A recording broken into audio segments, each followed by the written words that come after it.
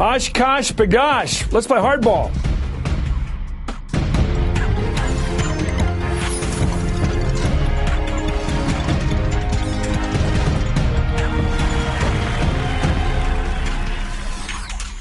Good evening. I'm Chris Matthews up in Philadelphia. Let me start with last night's big loss by labor in Wisconsin. I've got some questions. Why did 2 out of 5 union families vote against the recall? If labor is united, why didn't they vote united? Was it because 60% of the voters, 3 in 5, think recalls should be reserved for official misconduct? Finally, was the victory by the Republican governor a preview of the presidential election? If so, why did President Obama outpoll Mitt Romney in the exit polls out there in Wisconsin by 7 points, 51% to 44%? Let's get the answers from the Huffington Post's Howard Fineman and Politico's Joe Williams. Howard, what do you think about this? Let me get through some numbers here. What did go wrong for Democrats last night? If you look at it party-wise, look at what the voters told pollsters about the use of recall elections. An overwhelming 60%, as I said, responded that they are only appropriate, recall elections, in cases of actual official misconduct, abuse of office. And look at another interesting number from the exit poll. Unions were not as monolithic as some thought. 37% of the members of union households voted for Scott Walker. What do you make of those two numbers? Well, first of all, Chris, I think we do have to be careful in over-interpreting Wisconsin. I was just talking to Steve Law, who runs American Crossroads for Karl Rove. That's that big independent spending group that is really the master of all its surveys on the Republican side. He cautioned me not to overdraw the lessons of Wisconsin, and I think what you focused on, which is the recall, is a very big part of it. That's one reason. Another reason is that Scott Walker was a better candidate than Tom Barrett. Let's just be frank about it. He was a better candidate, and the Democrats put up the same guy that got beat by Walker last time. And, of course, there's the role of money from the outside, which was hugely important and hugely to the advantage of the Republicans.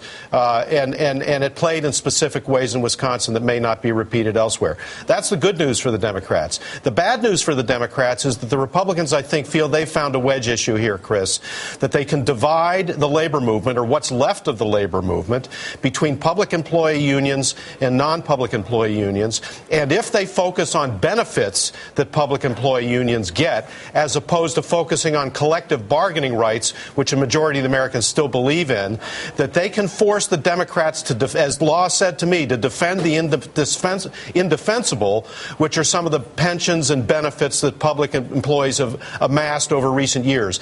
Mitt Romney talked about this today in analyzing Wisconsin. I predict you can expect Republicans from Mitt Romney on down to focus on public employees. Even though there are risks, they're going to do it. Let's go to Joe Williams. Same question. Howard's focusing on the number that I'm fascinated by.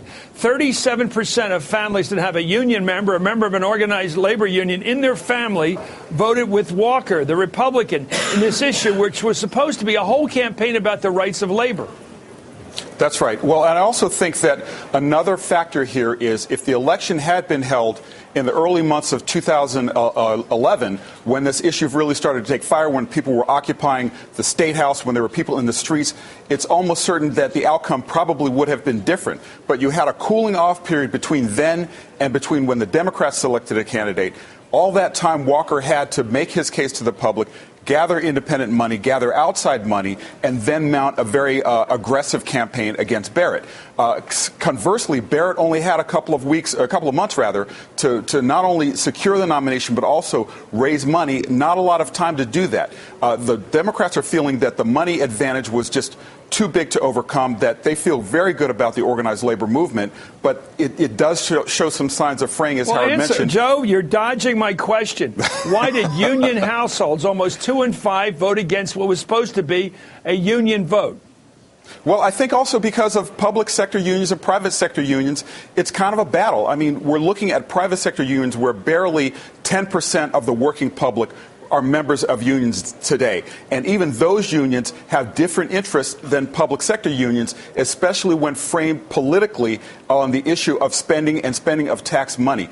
People don't like to hear the fact that public employees are arguing for higher salaries when their taxes are going up, or when they have to sacrifice libraries only open every other Sunday, or public school classrooms being filled to the brim. And you see public sector employees arguing for more money. That's distasteful to a lot of people.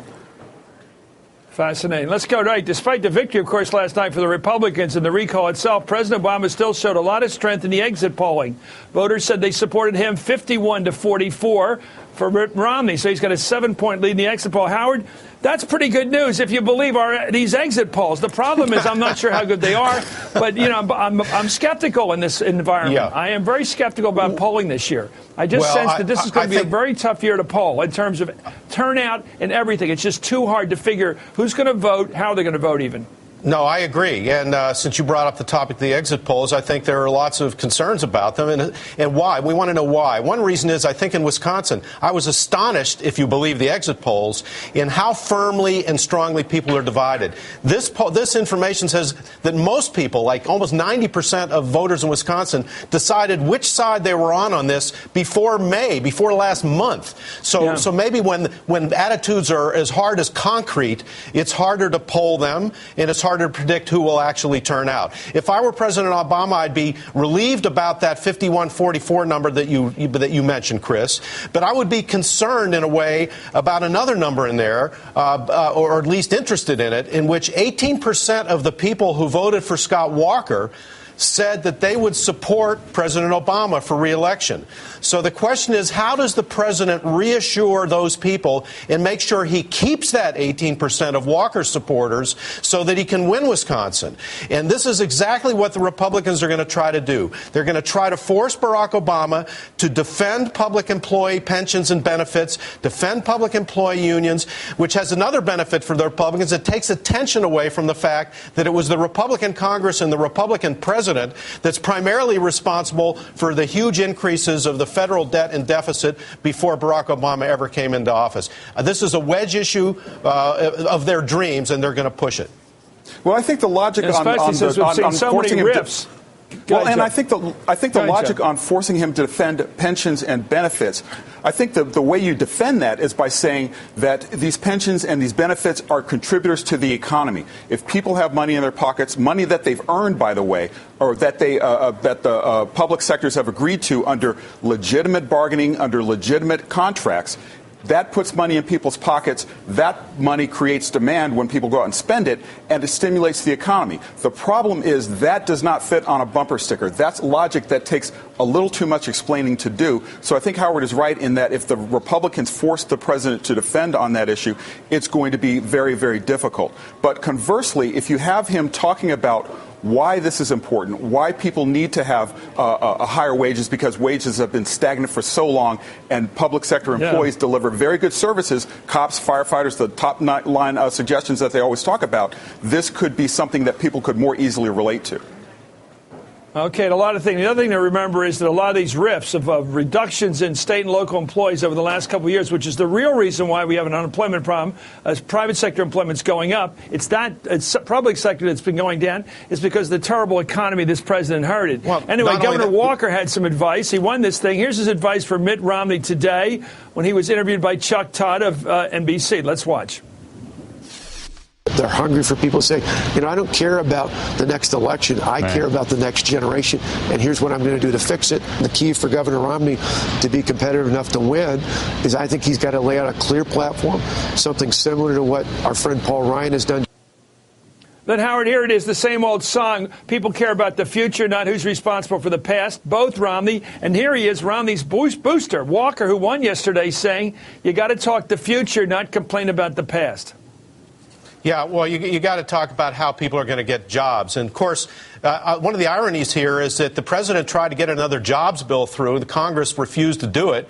And that resulted in a lot of cutbacks in state and local spending that is resulting in the pressure on the public employees. So the Republicans are coming at the president from all directions at once here on this, and they're going to try to make it difficult for him. By the way, on Scott Walker, I think, said in the last days of the campaign that he would rule out seeking or wanting to be on the ticket with Mitt Romney. But the Scott Walker that I saw in his victory statement last night and again this morning, it seemed like a guy who had an awful lot of advice to give to Mitt Romney and would probably like to give it at close range. Well, and also might be You think he booking a might be hotel in Ames, euchering Iowa at some an point. invitation to be put on the short list, Howard? Well, he's a hero. He's a big hero for, as is Paul Ryan, also from Wisconsin. The two of them are big heroes with conservatives now. Scott Walker has the luster of battle on him. He just won this big victory, and the conservatives are saying that he's the guy who showed the way forward. He showed both the mechanics and the message and was a very good candidate. I'm just reflecting what I hear from conservatives today. Right, but that Also, seems he to be... comes from the state of Reince Priebus. That don't matter a lot. And maybe should because help. nobody else, I of don't know all the about possible VPs, nobody's lit up the pinball machine yet. Nobody. Anyway, exactly. Thank you, Howard, and thank you, Joe, for coming on the show tonight to go over what happened last night.